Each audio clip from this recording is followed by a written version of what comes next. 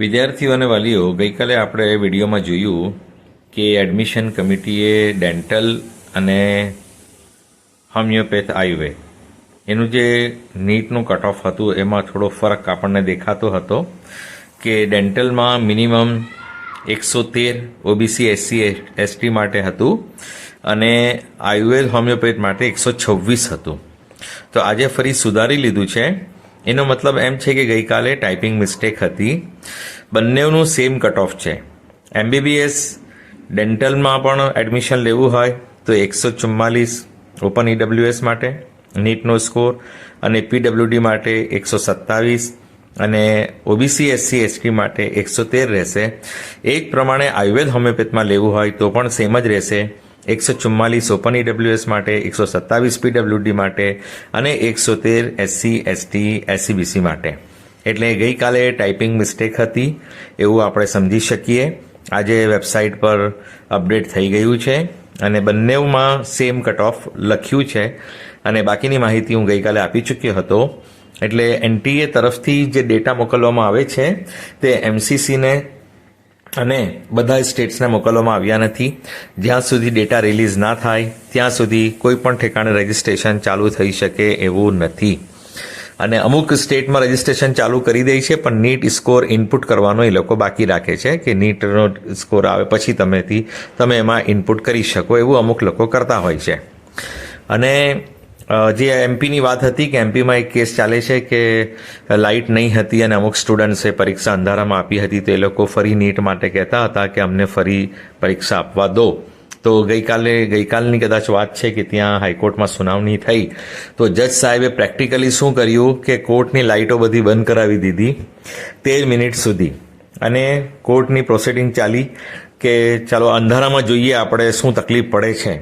એટલે જજ સાહેબે પ્રેક્ટિકલી 13 મિનિટ સુધી અંધારામાં રાખીને કોર્ટની કાર્યવાહી ચાલુ રાખી અને જ્યારે ચુકાદો સંભળાવવાનો ટાઈમ આવ્યો તો કહ્યું છે કે આ ચુકાદો સુરક્ષિત છે અને પછી લાઇટો ચાલુ કરવામાં આવી. એટલે જ્યારે પ્રોસિડિંગ પૂરી થઈ તો જજ સાહેબે લાઇટ ચાલુ કરાવી દીધી. એટલે પ્રેક્ટિકલી જજ સાહેબે જોયું કે અંધારામાં શું તકલીફ પડી શકે છે લખવામાં, વાંચવામાં.